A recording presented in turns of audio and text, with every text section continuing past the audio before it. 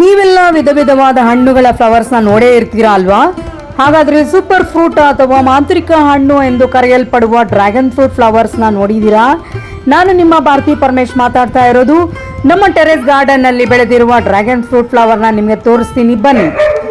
Dragon fruits vitamin C, B1, B2, B3, iron, calcium, nitrogen ಅಂಶಗಳಿಂದ ಸಮೃದ್ಧವಾಗಿ ಕೂಡಿರುತ್ತವೆ. ಕಡಿಮೆ ಕ್ಯಾಲೋರೀಸ್ನ ಹೊಂದಿರುತ್ತವೆ. ಇದರ ಹೂಗಳು ಗಿಡ ಹಾಕಿ 12ರಿಂದ 15 ತಿಂಗಳೊಳಗೆ ಬಿಡುತ್ತವೆ. ಹೂಗಳು ಸುಮಾರು 9ರಿಂದ 11 ಇಂಚು ಉದ್ದ ಇರುತ್ತವೆ. ಮೊಗ್ಗು ಬಿಟ್ಟು 21 ದಿನಗಳಲ್ಲಿ ಅರಳುತ್ತೆ. ಅರಳಿದ ಹೂವು 30 ದಿನಗಳಲ್ಲಿ ಕಾಯಿ ಬಿಟ್ಟು ಹಣ್ಣಾಗುತ್ತೆ. ಡ್ರ್ಯಾಗನ್ ಫ್ರೂಟ್ ಕ್ಯಾಕ್ಟಸ್ ಜಾತಿಗೆ ಸೇರಿದ ಗಿಡ. ನೀವು ತುಂಬಾ ಸುಲಭವಾಗಿ ಬೆಳೆಸಬಹುದು. ಹೂಗಳಂತೂ ಬಲು ಸುಂದರ. ಈ ಹೂಗಳನ್ನು ನೋಡಿದರೆ ನಿಮಗೆ ಬ್ರಹ್ಮಕಮಲ ಜ್ಞಾಪಕಕ್ಕೆ ಬರಬಹುದು.